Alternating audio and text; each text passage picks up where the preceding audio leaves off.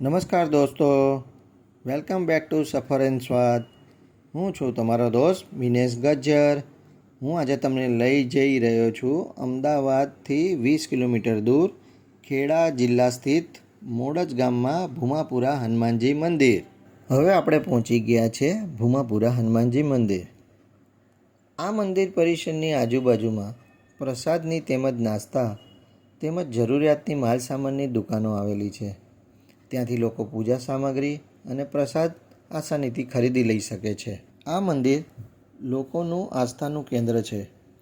માનવામાં આવે છે કે અહીંયા હનુમાનજીની મૂર્તિ સ્વયં પ્રગટ થઈ છે. અહીંયા રહેવાવાળા જેસંગસિંહ બાપુને હનુમાનજી સપનામાં આવ્યા હતા અને તેમણે જેવું સપનામાં જોયું તે જ જગ્યાએ બાપુએ હનુમાનજીની મૂર્તિ મળી. તેમણે તે જ જગ્યાએ હનુમાનજીનું મંદિરની સ્થાપના કરી અને મંદિરની સ્થાપના પછી બાપુએ લગભગ 40 વર્ષ સુધી તેમની સેવા કરી. મંદિરની જગ્યામાં તેમની ગાદી પણ સ્થાપી છે.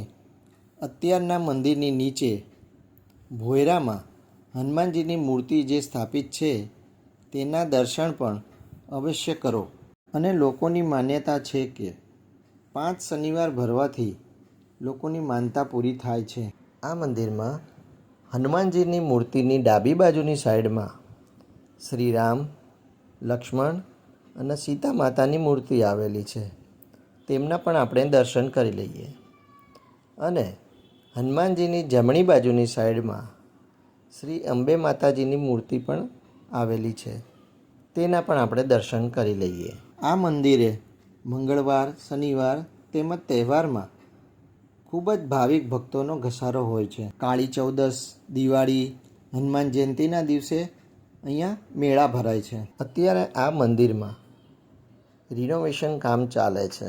આ મંદિર શનિવારે અને મંગળવારે સવારે 4 વાગ્યાથી ખુલે છે અને રાતના 2 વાગ્યા સુધી ચાલુ રહે છે. કુદરતી વાતાવરણની વચ્ચે આવેલું આ મંદિર ખૂબ જ સુંદર લાગે છે.